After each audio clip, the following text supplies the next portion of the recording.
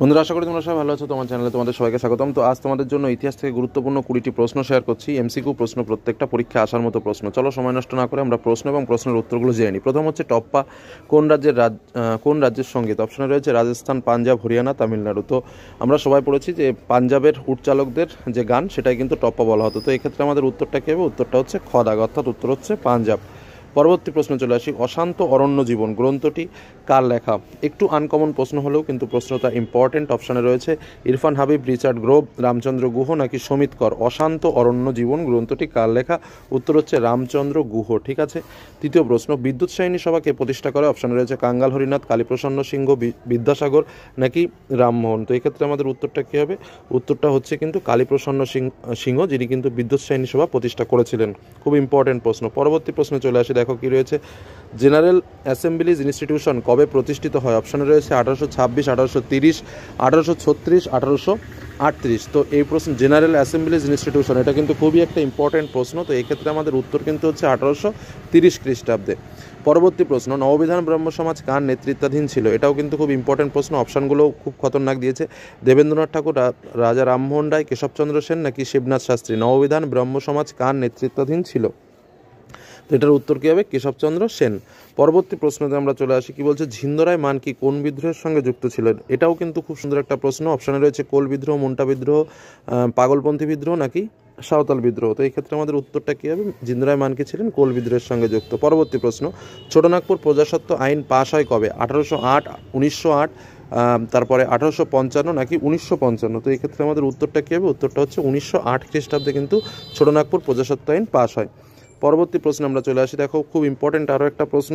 সিপাহী বিদ্রোহ ছিল অভিজাততন্ত্র ও সামন্ততন্ত্রের মৃত্যুকালীন আর্তনাদ, কথাটা কে বলেছেন? অপশনে রয়েছে doctor Surendranath Sen, doctor Rajanipal Dutta, doctor Rameshchandra Majumdar, অধ্যাপক সুশোভন সরকার।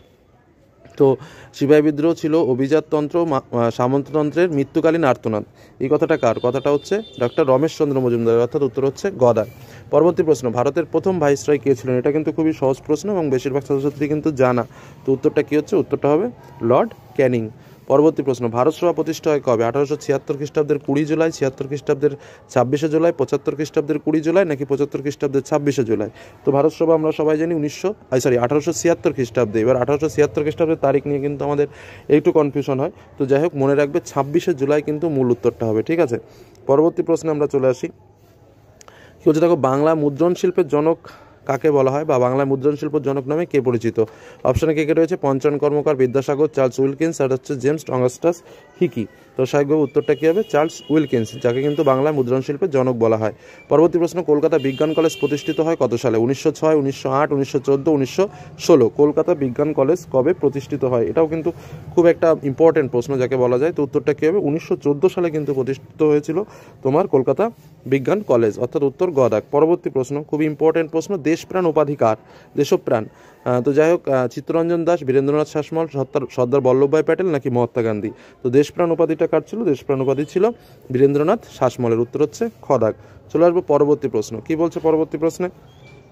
All India trade union Congress কবে প্রতিষ্ঠিত হয়? অপশন রয়েছে 1820, 1825, 1920, 1925। তো এক্ষেত্রে আমাদের উত্তরটা কী হবে? All India trade union Congress প্রতিষ্ঠিত হয়েছিল তোমার 1920 খ্রিস্টাব্দে, অর্থাৎ উত্তর হচ্ছে গদাক। পরবর্তী প্রশ্ন, সরলা দেবী চৌধুরানী কোন আন্দোলনের সঙ্গে যুক্ত ছিল?